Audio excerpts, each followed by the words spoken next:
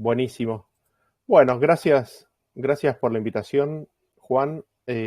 Hacía bastante, la verdad que no nos encontrábamos acá en este grupo y la verdad que para mí es una alegría poder encontrarnos con ustedes y bueno, con la esperanza de poder encontrarnos pronto en forma personal, ¿no? Eso Eh, ya casi. Ujú. así es, ya estamos cerca ahí a las puertas. Ujú. Eh, y justo una de las cosas que quería compartir con ustedes en esta tarde es un estudio sobre la palabra fuego en la Biblia. La Biblia utiliza la palabra fuego de distintas formas, ¿no? Y me gustaría compartir con ustedes en esta tarde un uso en particular que se hace de la palabra fuego. Así que si ustedes me permiten, voy a, voy a, voy a compartir aquí. Voy a compartir aquí la pantalla y quizás lo primero que podríamos destacar es que, bueno, la palabra fuego tiene un uso, el uso tradicional típico que es el que nosotros conocemos, ¿no es cierto? Que es el de la combustión, ¿no? El de la combustión de las cosas. Nosotros encontramos ejemplos de esto, digamos, del uso de la palabra fuego en el libro de Éxodo capítulo 12, versículo 9, por ejemplo, en lo que se refiere al servicio o al ritual del santuario, nos dice ninguna cosa comeréis de él cruda ni cocida en agua, sino asada al fuego, su cabeza con sus pies y sus entrañas, ninguna cosa dejaréis de él hasta la mañana, y lo que quedara hasta la mañana lo quemaréis en el fuego. Esto haciendo referencia al cordero, ¿no? Que iba a ser ofrecido en el servicio del holocausto o en el servicio del santuario, cómo se tenía que comer y qué es lo que había que hacer con lo que sobraba, ¿no? Y se lo trataba con fuego. Es interesante porque, bueno, al cordero primero se lo mataba, ¿no? Primero estaba muerto y después se lo quemaba. Antes de quemarlo, perdón, se lo asaba para que pudiera ser comible. No se lo podía comer crudo, había que tratarlo con fuego y después de lo que quedara había que consumirlo todo, quemarlo en el fuego, ¿no?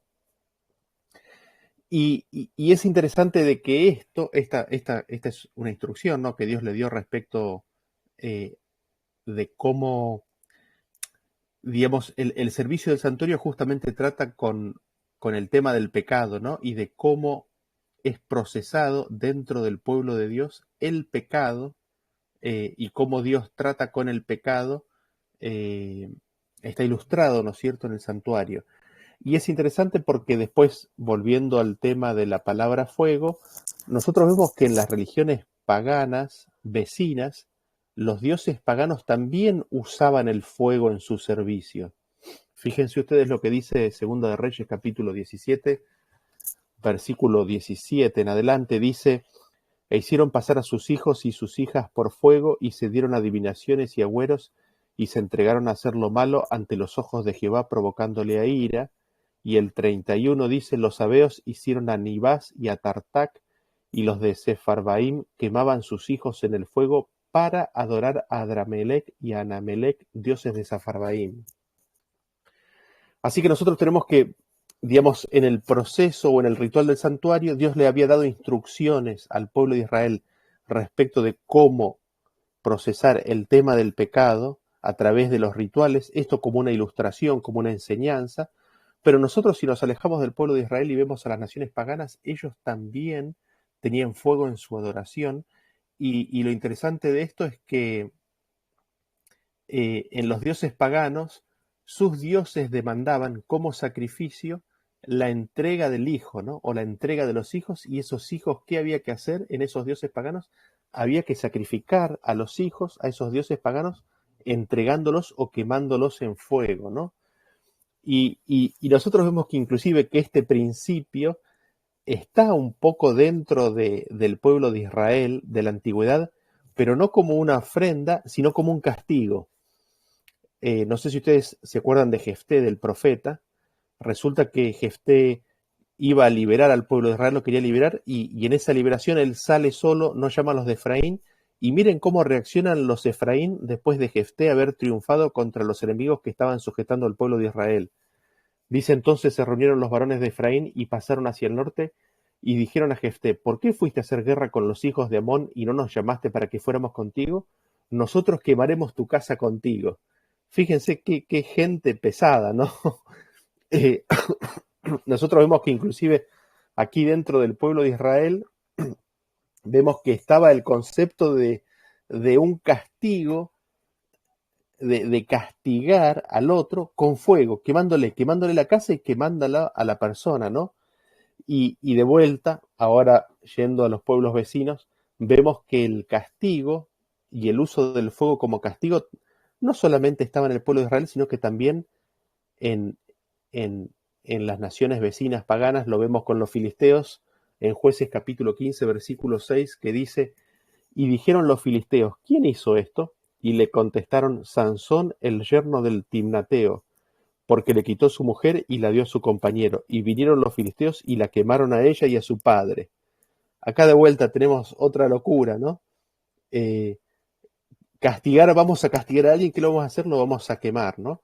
Vemos este concepto de usar el fuego como medio de castigo eh, en los pueblos paganos, vemos el concepto de ofrecerle a los dioses paganos el, el hijo o lo más preciado en sacrificio como fuego, y vemos inclusive que dentro del pueblo de Israel mismo está el concepto de castigar a alguien con fuego y quemarlo, ¿no? Quemarle la casa o quemar a la persona.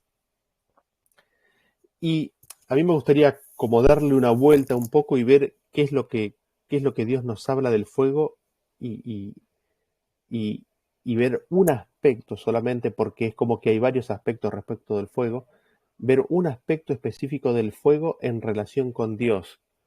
Eh, Nosotros recordamos que en la inauguración del templo que hizo Salomón, Salomón oró a Dios, pidió por la bendición de Dios y Dios respondió con fuego.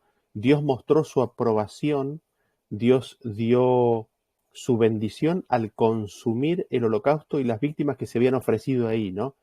Ahora las víctimas, los holocaustos, los sacrificios, ya estaban muertos. El hombre ya los había matado, ¿sí? El hombre ya los había matado y desciende fuego del cielo y los consume.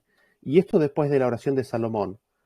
Y nosotros vemos que en la Biblia encontramos el uso del fuego en, en las escrituras, digamos, y en el servicio del templo, específicamente en lo que se refiere a los holocaustos, pero también en lo que se refiere a Dios específicamente, la Biblia nos habla de Dios y el fuego. Y fíjense este punto que es muy interesante aquí. En Números capítulo 31, 23, esto es una ley que Dios le pasa a Moisés en lo que se refiere a la purificación de todas las cosas, ¿no? A la purificación de las telas, a la purificación de las casas, a la purificación de los utensilios, pero tiene esto en el mundo material, tiene una aplicación espiritual, ¿no? Fíjense, dice Números 31, 23, dice, todo lo que resiste el fuego, por fuego lo haréis pasar y será limpio.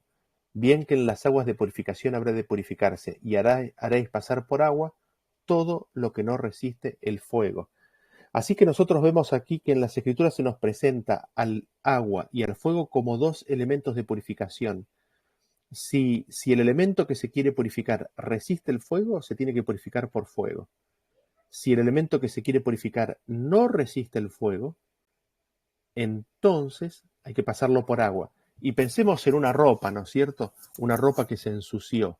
¿Cómo la purificamos? ¿Cómo la limpiamos? Si la pasamos por fuego se consume y se destruye, así que no podemos usar el fuego. ¿Qué usamos? Usamos el agua para purificar. Pensemos en los metales, ¿no? El oro, por ejemplo, viene con impurezas, con defectos, con elementos que nosotros no queremos que estén con el oro. ¿Cómo hacemos para purificar el oro? ¿Se puede purificar con el agua?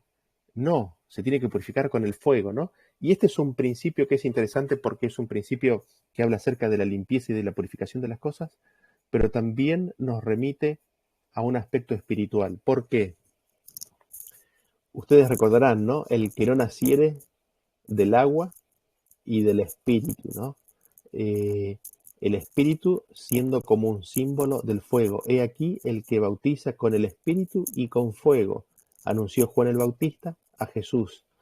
Y nosotros inclusive vemos que la tierra misma tuvo un proceso de purificación por agua en el diluvio, y tenemos un proceso posterior al final en el cual hay una purificación por fuego, que no lo vamos a tocar ahora, pero da bastante para tocar en algún otro momento.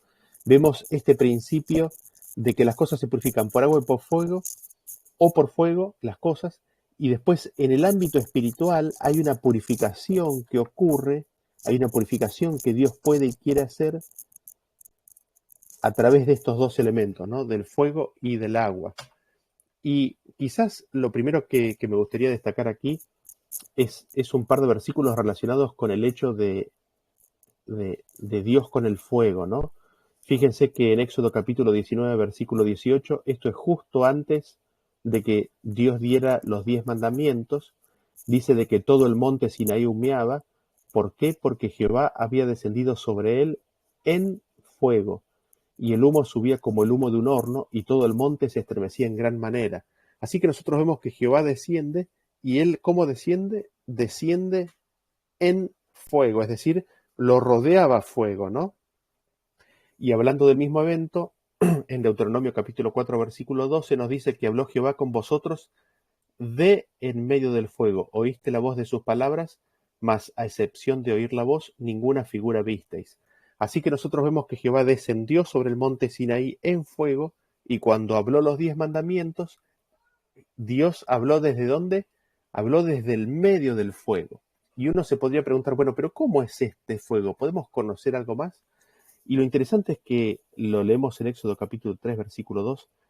El ángel de Jehová, Jesucristo, el Hijo de Dios, se le presentó a Moisés, como dice, en una llama de fuego, en medio de una zarza, y él miró y vio que la zarza ardía en fuego y la zarza no se consumía. Así que nosotros vemos que este fuego es un fuego diferente. Es un fuego que no consume la zarza. No sé si ustedes han notado ese detalle.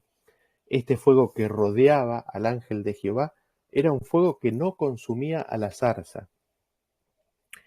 Y noten ustedes que en Hebreos 12:29 se nos presenta que nuestro Dios es fuego consumidor. Y nosotros nos podríamos preguntar, así que Dios es fuego consumidor. Él, cuando descendió y se acercó a la tierra, estaba rodeado en fuego, pero cuando se manifestó a Moisés, la zarza no se consumió. ¿En qué sentido? ¿Cómo es este fuego? ¿Cómo se entiende este fuego? Eh, ¿qué es este fuego? Y es lo que me gustaría un poco entrar en detalle en esta tarde, ¿no? Perdón que haya sido una introducción tan larga, pero me gustaría un poquito entrar en entender un poquito más a qué se hace referencia cuando se habla de este fuego, del fuego de Dios, y de que Dios es un fuego consumidor. Y quizás el primer punto que podríamos destacar es el de Éxodo 24, versículo 17. Dice, y la apariencia de la gloria de Jehová era como un fuego abrasador en la cumbre del monte a los ojos de los hijos de Israel. Y noten cómo lo dice, ¿no? ¿Qué es lo que parece un fuego? Es la gloria de Jehová, ¿no es cierto? La gloria de Jehová parece un fuego abrasador. Cuando nosotros escuchamos la palabra abrasador, no sé si les pasa a ustedes, pero a mí lo que me suele venir a la mente es un fuego que te quiere abrazar, ¿no? Eso me viene a la mente, a pesar de que tendría que ser con otra letra, ¿no? Con Z. Pero es un fuego consumidor, eso es lo que en realidad quiere decir abrasador, que te pone en brasas. Y es la gloria lo que parece un fuego, ¿no? Es la gloria. Y nosotros, aquí hay dos cosas que me gustaría destacar, y la primera de ellas es tratar de definir qué es la gloria de Jehová, ¿no? ¿Qué es la gloria de Dios? ¿Qué es la gloria? Y nosotros tenemos que Moisés mismo, y ahora lo vamos a hacer de memoria nomás, Moisés mismo le pidió a Dios que le revelase, que le mostrase su gloria. Muéstrame tu gloria. Y, y Moisés escucha lo que Dios le dice. ¿Qué es lo que le dice Dios? Le dice, yo haré pasar todo mi bien, proclamaré mi nombre, tendré misericordia del que tendré misericordia, mas no verás mi gloria, mas no verás mi rostro, porque hombre que ve mi rostro no vivirá, ¿no? Hombre que ve mi rostro no vivirá. ¿Y qué es la gloria entonces? Cuando dice haré pasar todo mi bien, ¿qué es todo mi bien? Nosotros buscando las escrituras encontramos que hace referencia a la bondad, a la benignidad, a la paciencia de Dios, al hecho de que Él es bueno. Esa es toda mi benignidad. Cuando, cuando hace referencia a proclamar el nombre de Jehová. En el capítulo 34 tenemos la explicación de qué es el nombre de Jehová. Dice que Jehová pasó ante él proclamando el nombre de Jehová, Dios grande, misericordioso, fuerte, piadoso, clemente, tardo para la ira, que no tendrá por inocente el culpable. Todos esos son atributos de el nombre de Dios. Y el nombre de Dios así de esa forma se define como las características personales, como la personalidad, como el carácter de Dios. Y el tercer aspecto que nos decía que es la gloria de Dios es Él tendrá misericordia del que tendrá misericordia. Y Dios no hace acepción de personas. Él es el Padre de misericordia y a todos quiere dar misericordia, pero no todos se la reciben. No todos aceptan la misericordia de Dios. Entonces, Él es misericordia con aquel que puede ser misericordia, porque el hombre, siguiendo, como dice Jonás, siguiendo a ilusiones vanas, puede abandonar, puede alejarse, puede irse de la misericordia de Dios.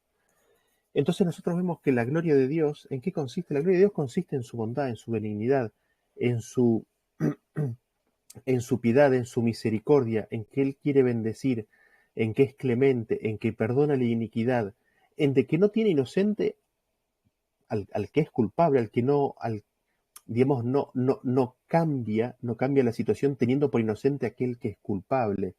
Y eso no quita el perdón, porque el perdón está presentado antes en su misericordia, ¿no? Que es clemente, que es piadoso, que es misericordia, que perdona la iniquidad, Él la perdona.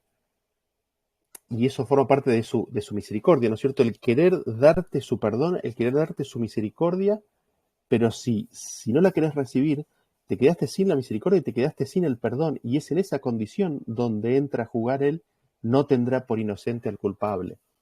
Y todo esto es parte de la gloria de Dios, y la gloria de Dios podríamos decir que es su carácter, y su benignidad, su bondad, su paciencia, su amor, su ternura. ¿En dónde es que se manifiesta? Los rasgos del carácter de la persona se manifiestan en el rostro. Por eso Dios le dice, no podrás ver mi rostro, ¿no? Y lo interesante es que esa gloria de Dios es lo que parece como un fuego abrasador. Noten ustedes noten ustedes que no dice que es un fuego abrasador, sino que dice que la apariencia era de cómo un fuego a los ojos de, ¿no? A los ojos de los hijos de Israel. Y, y esto por qué es así? ¿Qué es lo que sucede con Moisés? Cuando Moisés, después de escuchar el nombre de Jehová proclamado, él desciende y ¿qué es lo que sucede? Él podía estar hablando con Dios, no podía ver su rostro, pudo ver su espalda, pero no podía ver su rostro, pero estaba hablando cara a cara. Él desciende y el pueblo de Israel, al ver su rostro, ¿qué es lo que sucede? Su rostro brilla. Su rostro, por haber contemplado y entendido y escuchado la gloria de Dios, brilla de la alegría, de la felicidad, de haber entendido, de haber conocido más aún el carácter de Dios, de haber podido estar ante la presencia de la gloria de Dios. Pero eso, ¿qué es lo que genera en el pueblo de Israel? Genera miedo. No podían ver su rostro y lo que sucede es que Moisés, por deferencia a ellos, se pone un velo para no ver su rostro. Así nosotros vemos que a los ojos de Israel, la apariencia de la gloria de Dios es como un fuego que te consume y te quema todo, ¿no? Y es muy interesante esto. Y fíjense ustedes que en Deuteronomio 4:24 dice, porque Jehová tu Dios es fuego consumidor, Dios celoso. Y parecería que hay una relación, ¿no es cierto?, entre el celo y el hecho de que Dios es fuego consumidor. Y cuando nosotros hablamos de celo, ¿en qué es lo que estamos pensando? ¿Qué es lo que nos viene a la mente cuando nosotros pensamos en alguien que es celoso? Hoy en día, digamos, los celos tienen una connotación en general mayormente o mayoritariamente negativa, ¿no? El celo es una emoción intensa por algo o por alguien. Y quizás el concepto más simple o más común al cual nosotros estamos habituados es los celos que existen entre la pareja, ¿no? El miedo, la inseguridad que algunas personas pueden llegar a tener respecto del amor de la otra persona. Y es una inseguridad propia que los lleva a ser controladores, que los lleva a ser abusivos, que los lleva a ser demandantes. ¿Por qué? Por la inseguridad de si ese amor es correspondido. Ese es el celo humano, ¿no? Y me imagino que ustedes entienden bien a qué estoy haciendo referencia, ¿no? No sé si han podido haber personas o circunstancias, ¿no? ¿Con quién estuviste hablando? A ver, mostrame el chat, mostrame el WhatsApp. ¿Dónde estuviste que no llegaste? Esa persecuta que proviene por una falta de seguridad, por una falta por una falta quizás de conocimiento, ¿no? Y nosotros nos preguntamos, bueno, ¿y en qué sentido Dios es celoso? ¿Por qué se dice que es celoso? ¿Qué relación tiene con el fuego consumidor? ¿Cómo las escrituras explican al celo de Dios? Y vamos a leer ahora a continuación algunos versículos y vamos a ver que en Dios no existe esa connotación negativa, pero sí existe esa intensidad de emoción y de anhelo y de amor por la otra persona, no por una cuestión de falta de seguridad propia para buscar satisfacer un vacío propio, sino por un espíritu autosacrificado de amor por los demás, ¿no? Pero ahí me estoy adelantando. Vamos al siguiente versículo y está ahí en Cantares capítulo 8, Cantar de los Cantares, capítulo 8, y leemos a partir del versículo 6, que dice así: ponme como un sello sobre tu corazón, como una marca sobre tu brazo, porque fuerte es como la muerte el amor, duros como el Seol los celos. Sus brasas de fuego, fuerte llama. Las muchas aguas no podrán apagar el amor, ni lo ahogarán los ríos. Y noten ustedes el paralelismo aquí que se establece. Dice, fuerte como la muerte es ¿qué cosa? El amor. Duro como el Seol es ¿qué? Los celos. Y la muerte y el Seol es lo mismo, ¿no es cierto? La muerte y el Seol está haciendo referencia a lo mismo, así que está explicando lo mismo con otras palabras. Fuerte como la muerte es el amor, y ahora con otras palabras, duro como el Seol son los celos. Y nosotros cuando leemos el Cantar de los Cantares, ¿qué es lo que encontramos? Encontramos el amor del amado, encontramos el amor del Hijo de Dios, ¿por quién? Por la Sulamita. Encontramos el amor de Dios por su pueblo. Y vemos cómo el Hijo de Dios busca a su iglesia y la trata de enamorar y llama a la puerta como con la Odisea. Pero ¿qué es lo que sucede? La Sulamita está durmiendo, está en otra. Y cuando se da cuenta sale para abrirle la puerta, pero Cristo ya se había ido. Y la Sulamita empieza a buscar a su amado. Y el amado, Cristo, el Hijo de Dios, manifiesta el amor que tiene por su iglesia. Y es un amor que dice que es fuerte como qué, como la muerte. Y nosotros podríamos llegar a pensar que ese amor fuerte como la muerte es una exageración, pero no es una exageración porque está probado y vivido específicamente por Jesús.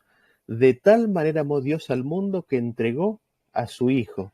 Y su Hijo, Cristo, hubo tal sentir en él que no estimó el ser igual a Dios como cosa que aferrarse, sino que se despojó, se vació a sí mismo de su forma de Dios, de su divinidad, tomó la forma de hombre, y no es que vino para hacerse hijo del rey aquí, sino que tomó la forma de hombre de siervo, hijo de un carpintero, y habiendo tomado esa forma, fue obediente hasta la muerte y muerte de cruz.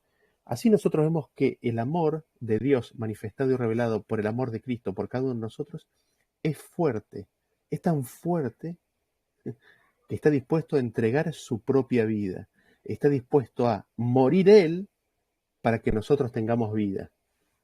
Es tremendo si nos ponemos a pensar, y justamente esto es lo que nos quiere rescatar este versículo, de que el amor de Cristo por su iglesia, por nosotros, es tan grande, es tan fuerte, es más fuerte que la muerte.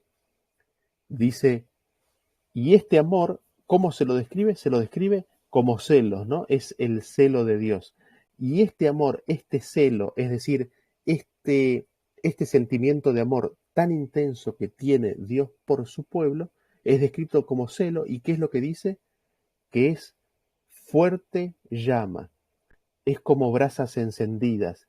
Dice que las muchas aguas no pueden apagar este amor, ni siquiera un río puede apagar este amor. Y aquí es donde nosotros encontramos una definición de lo que es el amor, digamos, de lo que es el fuego de Dios. Encontramos una definición de en qué sentido empezamos a encontrar, ¿no? De qué sentido es un fuego consumidor. Y vemos que este fuego de Dios, de que es consumidor, es su amor, ¿no? Es el amor que Él tiene por sus criaturas y por su iglesia. Y noten, noten ustedes que en realidad esto está descrito en su forma de ser, ¿no? Primera de Juan capítulo 4, versículo 8, nos dice de que el que no ama no ha conocido a Dios porque Dios es amor. Si nosotros llegáramos a conocer, ¿qué es lo que implica este versículo? Si nosotros llegáramos a conocer realmente cómo es el amor de Dios, nos sería imposible no amar. Dice, el que no ama es porque no has conocido, porque su amor es más fuerte que la muerte. Es un amor tan fuerte que el agua no lo puede apagar. Es como una llama que no puede ser apagada. Es como un fuego que nada puede apagarlo. Y este amor de Dios por su pueblo, de Cristo por su iglesia, es tan intenso que noten ustedes cómo lo describen los siguientes versículos. Isaías 63:15 dice, mira desde el cielo y contempla desde tu santa y gloriosa morada. ¿Dónde está tu celo y tu poder, la conmoción de tus entrañas y tus piedades para conmigo? ¿Se han estrechado? Nosotros vemos aquí de que, noten ustedes en qué consiste el celo, ¿no? Acá de vuelta vemos la palabra y vemos en la connotación que tiene. ¿En qué consiste este amor, este celo, este sentimiento intenso de que tiene Dios por su pueblo? Es las piedades de Dios, son las misericordias de Dios, es el amor de Dios. Y es un amor tan fuerte que ¿qué es lo que provoca en Dios? Provoca que se le conmuevan las entrañas. Yo no sé si somos conscientes de lo que implica este lenguaje, ¿no es cierto? Que las mismas entrañas de Dios sean conmovidas por lo que le sucede a su pueblo. Perdón. Y noten ustedes lo que vive y experiencia Jeremías al conocer y entender el amor de Dios. Dice, fíjense cómo lo explica, ¿no? Dice, me sedujiste, oh Jehová, y fui seducido, más fuerte fuiste que yo, y me venciste. Cada día he sido escarnecido, cada cual se burla de mí, porque cuantas veces hablo, doy voces, grito violencia y destrucción, porque la palabra de Jehová me ha sido para afrenta y escarnio cada día. Y dije, no me acordaré más de él ni hablaré más en su nombre. No obstante, había en mi corazón como un fuego ardiente metido en mis huesos, traté de sufrirlo y no pude. ¿Qué es lo que sucedió? Jeremías conoció a Dios, lo sedujo, lo atrajo. Ese es el celo de Dios. El entender y el conocer el amor de Dios, la gloria de Dios, su carácter, su piedad, su bondad, fue tan grande que lo sedujo a Jeremías. Y Jeremías fue a contar, fue a advertir, fue a llamar al pueblo de Dios, y la palabra de Dios que Jeremías comunicó a su pueblo, ¿de qué fue? Fue de violencia, fue de destrucción, fue de afrenta. ¿Por qué? Porque sufrió el rechazo. Y el rechazo que Jeremías sufrió fue tan intenso que dijo, yo me voy a olvidar del amor de Dios, me voy a olvidar de que Él me ama, me voy a olvidar de que Él me sedujo. Sin embargo, ¿qué es lo que dice? Le fue imposible. ¿Por qué? Porque tenía como un fuego en su interior, ardiente, que no se apagaba. Él no podía olvidarse, no podía dejar de recordar el amor y la intensidad del sentimiento y del amor y de la misericordia de Dios para con él. Y estos dos versículos nos ilustran y nos definen un poco la palabra celo, ¿no? Y la palabra amor, y la vemos conectada ¿con qué? Con el fuego de Dios. ¿En qué consiste el fuego de Dios? Y noten ustedes cómo dice 2 Reyes capítulo 19:31, dice, porque saldrá de Jerusalén remanente y del monte de Sión los que se salven, el celo de Jehová de los ejércitos hará esto. Es ese amor de Dios que es como un fuego que hará que haya un pueblo que sea salvo. Es ese amor de Dios, ese celo, que hará que Sión tenga un remanente, que hará que el pueblo adventista tenga un remanente y sea salvo.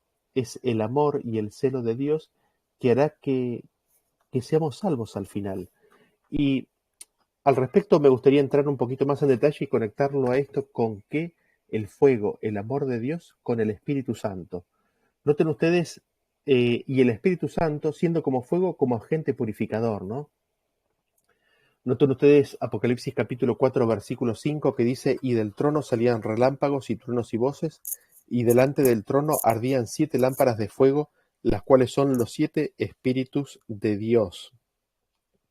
Y aquí nosotros vemos que los 7 espíritus de Dios son presentados como ¿qué? Como lámparas de fuego. 7 en el sentido de totalidad, ¿no? De la totalidad del espíritu. La totalidad, la completitud, no existe esa palabra, pero el total del espíritu de Dios, esto es lo que nos simboliza el número 7, está ilustrado, representado como lámparas de fuego. Y en Salmos 29, fíjense ustedes lo que nos dice Salmos 29:7, dice, voz de Jehová que derrama llamas de fuego. Noten ustedes qué interesante. La voz de Jehová derrama llamas de fuego. Jehová habla y cuando habla, ¿qué es lo que derrama? Derrama llamas de fuego. Y el 11 dice, Jehová dará poder a su pueblo, Jehová bendecirá a su pueblo con paz. Cuando Jehová habla, derrama llamas de fuego y bendice a su pueblo con paz. Le da su poder. Y nosotros no podemos dejar de recordar, ¿no es cierto?, en Hechos capítulo 1, que Jesús les dijo, y recibiréis poder cuando venga sobre vosotros el Espíritu Santo, ¿no es cierto? Jehová dará poder a su pueblo. ¿Por medio de qué? De la voz de Dios que da llamas de fuego. Encontramos el cumplimiento de esto en Hechos capítulo 2, versículo 3, que dice, y se le aparecieron lenguas repartidas como de fuego, asentándose sobre cada uno de ellos, y fueron todos llenos del Espíritu Santo y comenzaron a hablar en otras lenguas según el Espíritu que les daba que hablasen. Y noten ustedes que Dios habla y les envía el Espíritu Santo. ¿Y qué es lo que se ve? Se ve lenguas repartidas, como de fuego, ¿no? Como de fuego. Y estas lenguas repartidas como de fuego que estaban sobre cada una de ellas, ¿qué es lo que hacían? ¿Consumían el cuerpo de esas personas? ¿Los quemaban? No, por supuesto que no, ¿no es cierto? Así que nosotros vemos que el fuego de Dios evidentemente tiene características muy, muy específicas y muy particulares en lo que se refiere a, su pueblo, ¿no? No consume la zarza, no consume al hombre, puede estar posado, se ve como un fuego, pero ese fuego se lo ve, se lo percibe en la gloria de Dios. Y la gloria de Dios, ¿qué es? Es su carácter, su bondad, su benignidad, su amor. Ese fuego que es ese amor tan fuerte como la muerte, que es como una llama que ningún río puede apagar. Y ustedes recordarán que hemos visto que tanto el agua como el fuego son agentes purificadores. Y noten ustedes que cuando se recibe el Espíritu, ¿qué es lo que se recibe? Cuando se recibe el Espíritu, se recibe la presencia. Dice, Dios es omnipresente por medio de su Espíritu. ¿Dónde huiré de tu Espíritu? ¿A dónde huiré de tu presencia? Recibir el Espíritu de Dios es recibir la presencia de Dios. Y recibir la presencia de Dios implica recibir ¿qué cosa? Recibir lo que Él es recibir ese fuego consumidor. Y noten ustedes que cuál es el primer atributo que se recibe, cuál es el primer fruto del Espíritu. Mas el fruto del Espíritu es amor, ¿no es cierto? El primer fruto del Espíritu es amor. Y noten ustedes qué es lo que sucede cuando se recibe el Espíritu, ¿no? Hechos capítulo 3, versículo 19 dice, así que arrepentíos y convertíos para que sean borrados vuestros pecados, para que vengan de la presencia del Señor, aquí tenemos la palabra presencia, Espíritu, tiempos de refrigerio, versículo 26. A vosotros primeramente Dios, habiendo levantado a su Hijo, lo envió para que os bendijese a fin de que cada uno se convierta de su maldad. Así que Dios, habiendo resucitado a Cristo, lo envió de vuelta. Esto es después del Pentecostés. ¿Lo envió para qué? Para que nosotros fuésemos convertidos de su presencia, convertidos, de nuestra maldad, para que recibiendo la presencia del Señor, su Espíritu, tengamos tiempos de refrigerio. Y en 2 Corintios capítulo 3, versículo 18 nos dice, por tanto, nosotros todos mirando a cara descubierta como en un espejo la gloria del Señor, somos transformados de gloria en gloria en la misma imagen como por el Espíritu del Señor. Y noten ustedes que, ¿qué es lo que nos dice? Nos habla de mirar a cara descubierta. Esta es una conexión directa con lo que hemos hablado de Moisés, ¿no? Cuando Moisés habló con Dios, él hablaba a cara descubierta. Después, cuando descendió, el pueblo de Israel no podía estar a cara descubierta con él. Tenía que poner un velo. Y Pablo, Cristo aquí por medio de Pablo, nos está invitando ¿a qué? A que nosotros miremos a cara descubierta, ¿qué cosa? La gloria del Señor. Así como Moisés. Señor, muéstrame tu gloria. Sí, Dios le dice, sí, es todo mi bien, es la proclamación de mi nombre, es misericordia, ahora voy a proclamar mi nombre. No vas a poder ver mi rostro, porque no verá hombre mi rostro y vivirá, pero podrás ver mi espalda. Ven, te pondré sobre la hendidura de la peña, te taparé con mi mano, así podés ver mi espalda, pero proclamaré mi nombre. Y Moisés no miró el rostro, pero miró la gloria del Señor y la escuchó, y su rostro empezó a brillar. Su rostro empezó a brillar. Y a nosotros se nos invita a entrar en la misma experiencia. La gloria de Dios, que es como qué, es como fuego abrasador, es como fuego. Y ese fuego abrasador, ¿qué es de Dios? Es su amor. Es su amor que es fuerte como la muerte, que es como las brasas, es llama de fuego. Y mirando eso, ¿qué es lo que nos dice? Mirando a cara descubierta, es decir, sin un velo, sino mirando directamente la gloria del Señor, somos transformados de gloria en gloria. Somos transformados de carácter en carácter. A medida que nosotros comprendemos un aspecto más del carácter de Dios, somos transformados en eso. Y de gloria en gloria, de revelación de gloria en revelación de gloria, de revelación de carácter en revelación de carácter, somos transformados a la misma imagen de lo que nosotros estamos contemplando por el Espíritu Santo. Y así es como nosotros vemos que el fuego del amor de Dios que nosotros recibimos por su Espíritu, simbolizado por una llama de fuego, viene a ser el agente purificador en nuestras vidas, que nos limpia, nos purifica de todo pecado. ¿Cómo ocurre esta purificación? Mirando, contemplando la gloria, que es como un fuego abrasador, contemplando y mirando la gloria del carácter de Dios manifestado aquí en la vida de Cristo. ¿Por qué? Porque Cristo dijo, Padre, te he glorificado aquí en la tierra, en Juan 17, 4 y 5. He manifestado tu nombre, lo he dado a conocer. Cristo, aquí en la tierra, nos reveló, nos manifestó y nos dio a conocer la vida misma del Padre. Por eso dijo, yo te he glorificado, yo he dado a conocer tu nombre. Y eso, la vida de Cristo aquí en la tierra y la gloria de Dios, así como está escrita en las Escrituras, es a lo cual somos invitados a ¿qué? A mirar. Y seguramente habrán escuchado que el pacto nuevo en qué consiste, en oír y en guardar, ¿no? Oír la palabra de Dios y guardar. Habrán escuchado en la escuela sabática, me imagino, 10.000 veces y ya deben estar recansados, ¿no? Escuchar y guardar, escuchar y guardar. Bueno, ahora es escuchar, guardar y mirar. Escuchar guardar y mirar la gloria de Dios, y es en eso, en ese proceso en el cual somos purificados. La escoria de la maldad de nuestro pecado es extirpada. Y noten ustedes cómo se describe el ministerio de Jesús, ¿no? En Mateo capítulo 3, versículo 11 dice: yo la verdad os bautizo en agua para arrepentimiento, pero el que viene tras mí, cuyo calzado yo no soy digno de llevar, es más poderoso que yo. Él os bautizará en Espíritu Santo y fuego.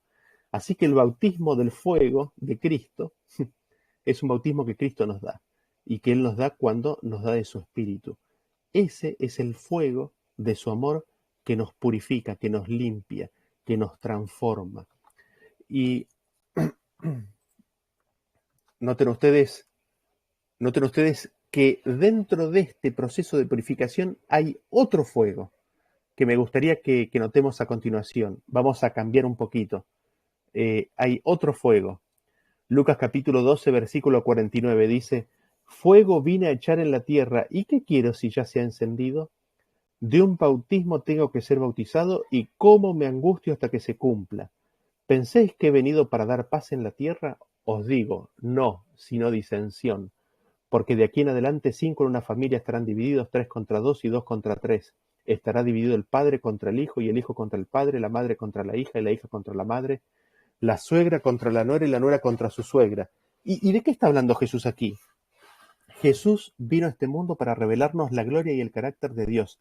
¿Y qué es lo que Él estuvo haciendo? Estuvo haciendo bienes, sanando y librando a los oprimidos del diablo. ¿Y qué es lo que genera eso? Genera un fuego de resistencia y oposición. Este fuego que vino a echar la tierra, ¿qué es? Es la oposición que se levanta, especialmente en la clase religiosa, es el rechazo.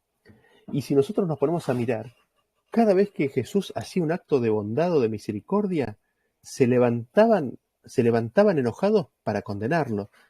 Tus pecados te son perdonados. ¿Qué es lo que dijeron los fariseos? ¿Cómo puede pedir perdón? ¿Cómo puede dar perdón por los pecados? ¿No es cierto? ¡Qué barbaridad que le está perdonando los pecados!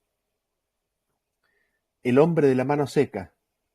Se enojaron y quisieron matar a Jesús. Se juntaron, ¿por qué? Porque curó al hombre de la mano seca en el día sábado. ¿Es lícito hacer el bien en sábado? No es lícito. Jesús cura a alguien y lo quieren matar. Lo quieren matar. Juan, capítulo 9. El ciego. Jesús cura y sana al ciego. ¿Qué es lo que hacen? Lo borran de la iglesia y lo marcan a Jesús para querer matarlo. Nosotros lo que vemos es que el fuego del amor de Cristo, manifestado aquí en la tierra, glorificando, dando testimonio de la vida del Padre, dando testimonio de esa gloria, de ese amor, de esa piedad, de esa bondad, enciende, ¿qué cosa? Un fuego de oposición, un fuego de resistencia. ¿Y saben dónde se ve bien eso? Se ve bien en la historia de María Magdalena, cuando ella rompe el vaso de alabastro y derrama el perfume a los pies de Jesús. Ese acto es un acto de bondad, es un acto de agradecimiento. ¿Qué es lo que genera en los discípulos y en Judas? Indignación. Judas va y lo decide entregar. Judas va y entrega a Jesús. Un acto de bondad, un acto de bien, genera otro fuego, un fuego de oposición. Y noten ustedes lo que dice que tenemos que vivir los cristianos. Primera de Pedro capítulo 1, versículo 7, que dice así: para que sometida a prueba vuestra fe, mucho más preciosa que el oro, el cual aunque perecedero se prueba con fuego, sea hallada en alabanza, gloria y honra cuando sea manifestado Jesucristo.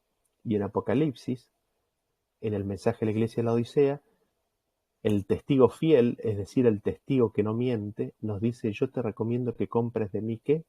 Oro refinado en fuego. Ese oro refinado en fuego es una fe que ha sido probada por la oposición. Es una fe que ha sido probada, ¿por qué? Por la oposición de aquellos de que se levantan en contra de la verdad, de aquellos que se levantan en contra del bien de Dios, de aquellos que se levantan en contra de la manifestación de la gloria del carácter de Dios. y en ese sentido me gustaría que vean ustedes cómo es el proceso, ¿no?, de purificación que Cristo quiere hacer en nosotros. Y esto es justo antes de que ocurra el día grande y espantoso de Jehová, es justo anterior. Noten ustedes lo que Cristo quiere hacer con nosotros. En Malaquías capítulo 3, versículo 1, acá ya se está poniendo, ya se puso el sol y se está poniendo oscuro, así que voy a prender la luz. Dice Malaquías capítulo 3, versículo 1, he aquí, yo envío mi mensajero, el cual preparará mi camino delante de mí, y vendrá súbitamente a su templo el Señor a quien vosotros buscáis, y el ángel del pacto a quien deseáis vosotros. He aquí viene, ha dicho Jehová de los ejércitos. ¿Y quién podrá soportar el tiempo de su venida? ¿O quién podrá estar en pie cuando Él se manifieste? Porque Él es como fuego purificador y como jabón de lavadores, y se sentará para afinar y limpiar la plata, porque limpiará a los hijos de Leví, los afinará como a oro y como a plata, y traerán ofrenda a Jehová en justicia. Noten ustedes, nos dice de que Cristo vendrá a su templo. Vosotros sois templos del Espíritu Santo, ¿no es cierto? Cristo vendrá a vosotros, Cristo vendrá a su templo. Habiéndolo resucitado, lo envió a vosotros para apartaros de vuestras maldades. Dios enviará a su mensajero, ¿no?, que preparará el camino, y el Señor vendrá súbitamente a su templo. ¿Y qué es lo que hará? Tiene un trabajo que hacer. ¿Por qué? Porque hay un tiempo de su venida que se acerca, y la pregunta es: ¿quién podrá estar en pie cuando Él se manifieste? Cuando sea el día grande y espantoso de Jehová, ¿quién podrá estar en pie? De hecho, esta pregunta se repite después en Apocalipsis capítulo 6. Al final del capítulo 6 dice, esto es el sexto sello, que dice que se conmovieron las estrellas, se oscureció el sol, cayeron las estrellas, hubo un gran terremoto, y pregunta, ¿no? Dice que caigan las montañas y nos oculten del rostro de aquel que está sentado sobre el trono y del Cordero, porque porque por la ira del Cordero se manifiesta, y dice: ¿y quién podrá estar en pie? Y la pregunta aquí de quién podrá estar en pie en la hora de su venida y de su manifestación está como respondida e insinuada en que en aquellos a quienes el Señor pueda venir como a su templo, en aquellos que acepten ser templos del Señor, acepten ser templos de Cristo y le abran la puerta de su corazón a Cristo, y Cristo, entrando como llama de fuego, los pueda purificar. Ustedes recuerdan que habíamos visto que hay una purificación, que las cosas se purifican por agua o se purifican por fuego. Y aquí lo tenemos, dice: porque Él, Cristo, su amor, es como fuego purificador y como jabón de lavadores. Aquí tenemos las dos cosas, ¿no? Tenemos el agua y tenemos el fuego. Él se va a sentar para lavar y se va a sentar para quemar. Lo que se puede lavar con agua, se va a lavar con agua, y lo que tenga que ser con fuego, será con fuego. Y es interesante porque son las dos cosas, ¿no? Y no sé si ustedes se acuerdan que Pedro no quería que le laven los pies. Pedro no quería que le laven los pies, y cuando se enteró que para participar del reino era necesario de que se le laven los pies, él dijo: bueno, entonces que me laven todo. Y él dijo: no, vos ya estás limpio por la palabra que os es dado. Así que nosotros vemos que el agua es un símbolo de su palabra también. El agua es un símbolo de su palabra. Agua y fuego. Palabra de Dios y Espíritu Santo. El agua es un símbolo de su palabra. Nosotros fuimos bautizados y limpiados por su palabra. Efesios capítulo 5. Nosotros somos bautizados y limpiados por el fuego de su amor. Vírgenes prudentes, vírgenes sensatas, ¿qué es lo que tienen? Tienen el fuego. ¿Por qué tienen el fuego? A las insensatas se quedaron sin la llama porque se quedaron sin aceite, pero tienen la palabra, la lámpara, y tienen el aceite, tienen el Espíritu Santo. Y el trabajo que Dios quiere hacer con nosotros es un trabajo de purificación. ¿Y qué es lo que nos limpia la maldad? ¿Qué es lo que nos limpia y nos purifica? Es una revelación de la gloria de Dios. Es la recepción de su palabra. Es entender su amor. Es entender y conocer su celo. Y cuando nosotros vemos que Él es tan bueno, ¿qué es lo que sucede? Tomamos conciencia de que nosotros somos bastante malos. cuando nosotros tomamos conciencia de lo que Él hace por nosotros, tomamos conciencia de nuestro orgullo, tomamos conciencia de que las cosas que nosotros hacemos son para satisfacernos a nosotros mismos, son para llenarnos a nosotros. Y el mejor ejemplo de esto es el celo. El celo humano, el celo nuestro, es un celo que busca satisfacerse a sí mismo. En cambio, el amor y el celo de Dios es de quien se vacía de sí mismo y se entrega todo. ¿Para qué? Para darle al otro, para construir al otro, para elevarlo al otro, para bendecirlo, para darle vida, para sanarlo, para cuidarlo, para curarlo, para darle todo. Es el vaciamiento del yo para que el otro viva, para que el otro pueda existir, para que el otro sea sano. Y es conocer, entender y ver esto, recibir el Espíritu de Dios, lo que nos hace tomar conciencia de nuestra condición y empieza a efectuar un trabajo de purificación, empieza a trabajar, a hacer un proceso de limpieza. Y nosotros nos quedamos con la pregunta, y no, ¿quién podrá estar en pie cuando Él se manifieste? Y no podemos, no, no, no podemos dejar de, hay un par de versículos, lo dejamos para otro momento, no podemos dejar de encontrar la respuesta a esa pregunta en Isaías capítulo 33. Lo leemos a partir del versículo 14 que dice: los pecadores se asombraron en Sión, espanto sobrecogió los hipócritas. ¿Quién de nosotros morará con el fuego consumidor? ¿Quién de nosotros habitará con las llamas eternas? Hay, hay una promesa, hay una promesa de vivir una vida eterna, pero esa vida eterna implica morar con el fuego consumidor. ¿Y quién es el fuego consumidor? Dios es el fuego consumidor. Y la pregunta es, ¿quién es el que podrá morar? En el versículo que recién leímos de Malaquías, insinúa que es aquel que ha vivido el proceso de purificación del jabón de lavadores y del fuego, ¿no? Y pregunta, ¿quién de nosotros habitará con las llamas eternas? Hay una llama, hay un fuego. Esa llama y ese fuego, que no consume la zarza, que no consumió la cabeza de los discípulos, pero sí que evidentemente limpió de pecado y sacó las impurezas, es el amor de Dios, es la gloria de Dios. Y ahora explica, ¿quiénes son estos? ¿Quiénes son estos que podrán estar en pie? ¿Quiénes son estos que podrán morar con el fuego consumidor y habitar con la llama? Dice, el que camina en justicia y habla lo recto, el que aborrece la ganancia de violencias, el que sacude sus manos para no recibir cohecho, el que tapa sus oídos para no oír propuestas sanguinarias, el que apaga su televisor no, perdón, el que cierra sus ojos para no ver cosa mala. No sé si se entendió, habitará en las alturas, fortaleza de rocas será su lugar de refugio, se le dará su pan y sus aguas serán seguras. Así que nosotros acá tenemos una descripción del carácter de aquellos que podrán morar con el fuego consumidor y de que habitarán con la llama eterna. Son aquellos que habrán vivido ese proceso de purificación y que caminarán en justicia, es decir, caminarán guardando y viviendo los 10 mandamientos. La ley del amor, amarán a Dios y a su prójimo como a sí mismo, hablarán lo recto, van a aborrecer la ganancia de violencia, es decir, ellos no creen en la violencia, ellos son pacifistas, ¿sí? Ellos creen en un Dios que no es violento, ellos no quieren recibir dinero que no es justamente habido, ellos no quieren oír propuestas sanguinarias.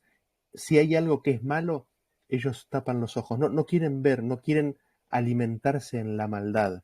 Estos habitarán en las alturas, su pan y su agua serán ¿qué? Seguras, nunca le faltará, nunca.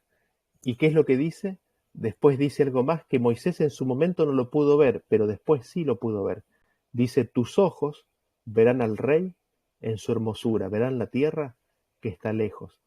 ¿Y cuál es o qué es ver al rey en su hermosura? El ver al rey en su hermosura es conocer a Dios como nuestro Padre. es conocer y tomar conciencia de que Dios es nuestro Padre y que nos ama y nos cuida como nuestro Padre. Y es el conocer, entender, vivir, aceptar y construir y dedicarse a esto que nos limpiará de toda maldad. Así que eso quiero que sea mi experiencia y espero que sea la experiencia también de cada uno de ustedes. Así que, bueno, gracias por la paciencia y creo que terminamos aquí. Yo creo, gracias Dani, yo creo que ese es el deseo de cada uno de los que están presentes, ¿no? Que así sea en nuestras vidas. Estaba comentándole a mi esposa, cuando la gente malinterpreta lo que es el fuego de Dios, decían, Dios es amor, pero es fuego consumidor, mirándolo del aspecto de que un Dios que castiga, ¿no? Tristemente no conocen, y gloria a Dios por estos temas que nos dan mucha luz y queremos que esa sea nuestra experiencia, Dani. Sí. Así es. Sí. Bueno. Tremendo. Como yo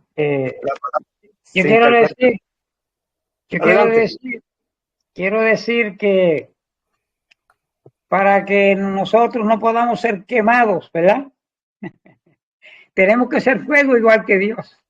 De alguna manera, tenemos que reflejar la imagen de Cristo en nosotros. Tiene que reflejarse su imagen en nosotros para nosotros ser igual que Dios. Porque un fuego no puede quemar a otro fuego. Amén. Amén. Y te doy 2 ejemplos de eso. Elías, ¿en qué subió? ¿En un carro de fuego? En un carro de fuego y caballos de fuego. ¿Y lo consumieron? No. Pregunta, los 3 jóvenes hebreos, ¿dónde estaban? En fuego. ¿Los consumió? No. El fuego de Dios protege de todo fuego. Gloria a Dios. Pregunta. Adelante, David, con la pregunta. Yo a veces no quisiera ni preguntar porque como todos ustedes son ahí, saben mucho y a veces uno hace una pregunta que puede ser un poco... Adelante. En el monte Sinaí con Moisés, ¿quién estaba allí presente? ¿El arcángel Miguel o el Padre? Entiendo. A ver, dame un segundo que abro mi Biblia. Vamos a Gálatas, capítulo 3.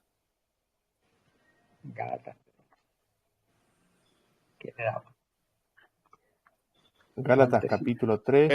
Perdona la pregunta, ¿verdad? Pero...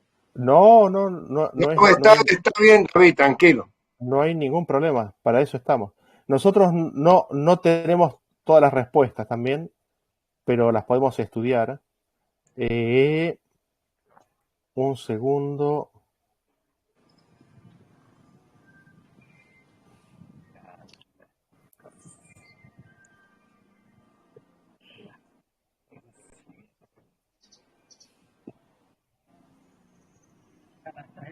Tengo que cambiar la versión. Y tengo otro comentario después de eso. Sí. Un segundo.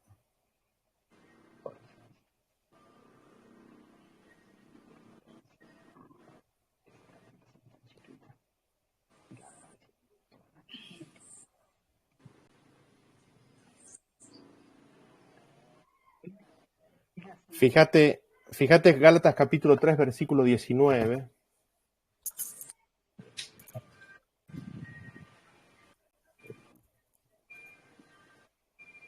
Dice así: ¿para qué entonces sirve la ley? Fue añadida por causa de las transgresiones hasta que viniese la simiente a quien fue hecha la promesa, y fue ordenada por ángeles en manos de un mediador. Ahora bien, un mediador no es de uno solo, pero Dios es uno solo. Y después vamos a leer,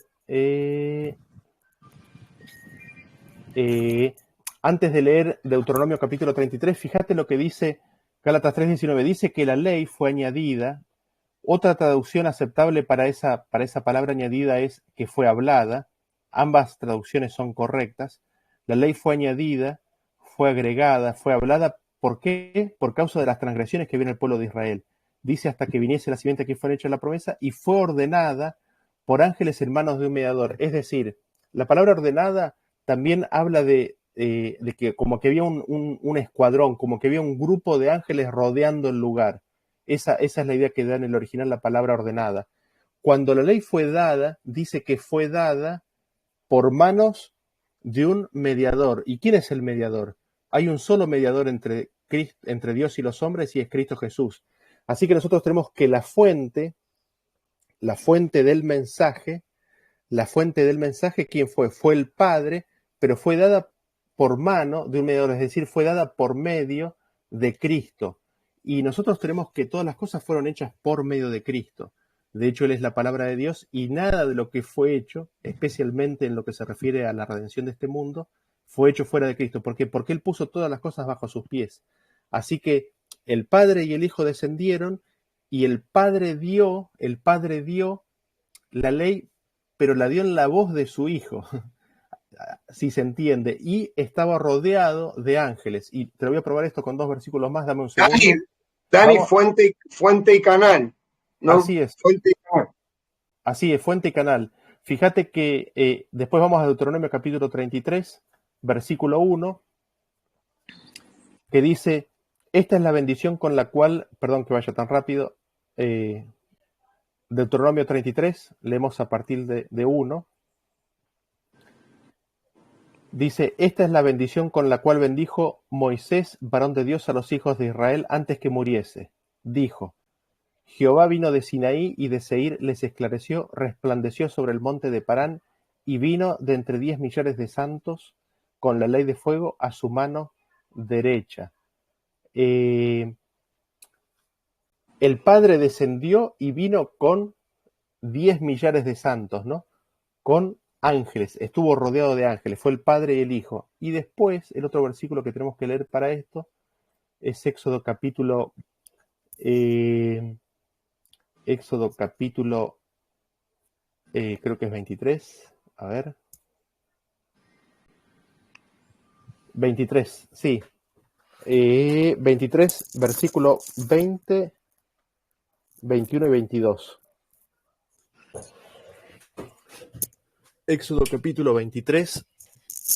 Fíjense lo que dice. Dice, y este es el Padre que está hablando, dice, he aquí yo envío mi ángel delante de ti para que te guarde en el camino y te introduzca en el lugar que yo he preparado. Guárdate delante y oye su voz. ¿La voz de quién? Del ángel. Oye su voz, no le seas rebelde, porque él no perdonará vuestra rebelión, porque mi nombre está en él. Pero si en verdad oyeres su voz, ¿la voz de quién es? Es la del ángel, la de Cristo, la del mensajero. E hicieres todo lo que yo te dijere, el Padre. Entonces, ¿quién es el que lo dice? El Padre. ¿Por medio de la voz de quién? Del ángel. Entonces, el Padre le da el mensaje al Hijo y el Hijo es la voz. El Hijo es el que lo dice. Él es el que comunica las palabras de Dios, ¿no? Él es el que comunica la mente de Dios por medio de sus palabras. Entonces, ¿quién es el que estaba en el monte Sinaí? El Padre y el Hijo descendieron con millares de ángeles, rodearon el lugar y hubo un mediador entre Dios y el pueblo. Cristo, no Moisés, Cristo. Después el pueblo pide a Moisés. El pueblo después lo pone a Moisés en el medio. Pero al principio estaba Dios y el pueblo, y estaba Cristo en el medio. Y el mediador es Cristo en el sentido de que la voz es de él. O sea que el que le dio la espalda a Moisés fue el Padre. Eso es lo que yo entiendo, porque, digamos, de Cristo se pudo ver el rostro. Mirá, vamos a Génesis capítulo... Dani, eso que también hablaste en Apocalipsis 1.1 está también la revelación del Padre dada a Jesús, al Hijo igual. Así es, así Sí, es. se entiende, yo entiendo eso. Uh-huh. Fíjate que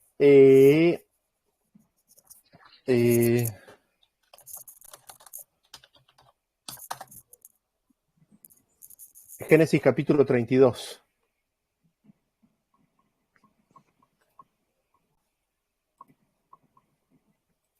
Génesis capítulo 32. Y fíjate que, ¿qué es lo que dice? Entonces, versículo 29, Jacob lucha con un ángel, ¿no? Lucha con un hombre, y, y lo bendice, lucha, y se dio cuenta Jacob que no era un hombre común, y el 27 dice, y el varón le dijo, ¿cuál es tu nombre? Y él respondió, Jacob. Y el varón le dijo, no se dirá más tu nombre Jacob, sino Israel, porque has luchado ¿con quién? ¿Con quién has luchado? Dice, con Dios, y con los hombres y has vencido. Entonces Jacob le preguntó y dijo, declárame ahora tu nombre. Y el varón respondió, ¿por qué me preguntas por mi nombre? Y lo bendijo allí. Y llamó Jacob el nombre de aquel lugar Peniel, porque dije, vi a Dios cara a cara y fue librada mi alma. Nosotros tenemos una instancia aquí, no es el Padre el que se ve aquí, porque a Moisés se le dijo, no verá hombre, cualquier hombre, ningún hombre, no verá hombre y verá mi rostro. Pero nosotros vemos aquí que Jacob puede ver el rostro de alguien que lleva el nombre de Dios, pero que al mismo tiempo es ángel. Porque en otro lugar nos dice que es el ángel de Jehová, que Jacob luchó con el ángel de Jehová. ¿Y quién es el que hereda un nombre más excelente que todo nombre? Es Cristo. Cristo hereda el nombre del Padre y dentro de ese nombre que él hereda es el nombre de Dios. Lo tiene por herencia. Y, digamos, Jacob ve el rostro y piensa que va a morir. Y no murió. ¿Por qué? Porque vio el rostro de Cristo. Después Moisés, cuando ve la zarza, él también no quiere ver porque tiene miedo de perecer. Después tenemos la historia de Manoa, que también creen que van a morir porque han visto el rostro de Dios. Era el ángel de Dios también, y ven el rostro de Cristo en realidad. Nosotros tenemos que, después se vio el rostro de alguien que paseaba en el horno de fuego, ¿no es cierto? Y después tenemos en Apocalipsis capítulo 1, que Cristo glorificado con la gloria que tenía antes de la fundación del mundo, Juan puede ver su rostro y cayó sin fuerzas al tierra, pero vivió.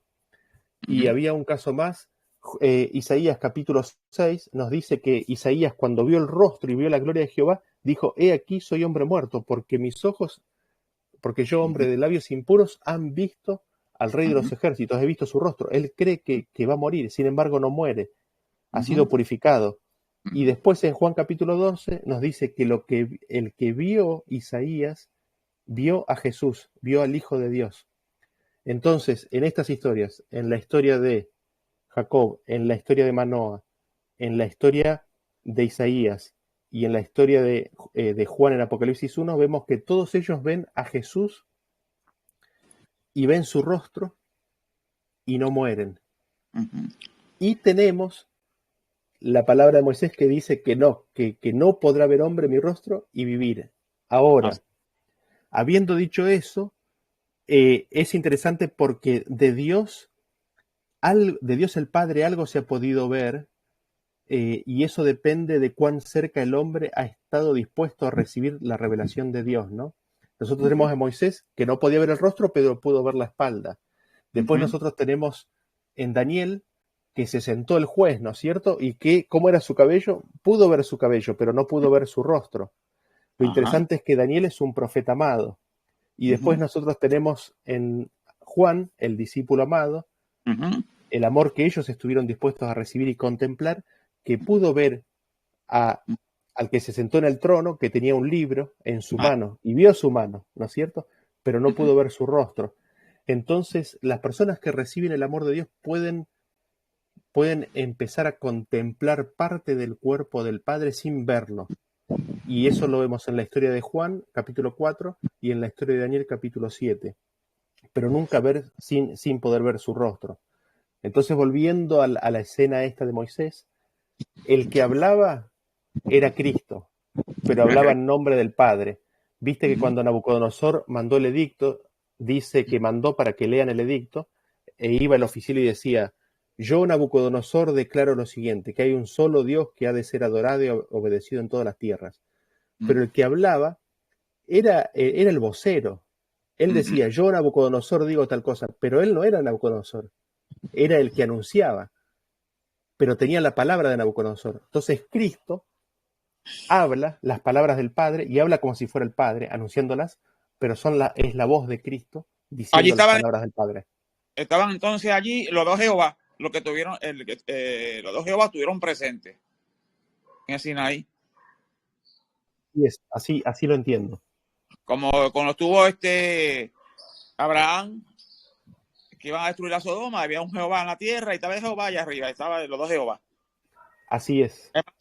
Muy bien explicado. Yo hago la pregunta porque así nos enriquecimos todos, ¿verdad? El otro comentario que yo entiendo que bueno, el celo de Jehová tiene que ver con lealtad. En el sentido que los jóvenes hebreos, cuando estaban en el horno, que lo echaron, el rey, no sé, sin querer, no sé, pero dijo, aumenten 7 veces más el fuego. Y ahí salió la presencia del Hijo del Hombre, que era Cristo. Porque los jóvenes, más que nada, fueron leales en todo momento. Es una referencia personal mía, un comentario. Y gracias por todo. Sí, gracias David, y totalmente. O sea, él lo hace referencia también a la intensidad y a la firmeza y al commitment, a la dedicación, a la entrega completa, total, irrevocable. Por eso dice que es más fuerte que la muerte. Irrevocable. Gloria a Dios.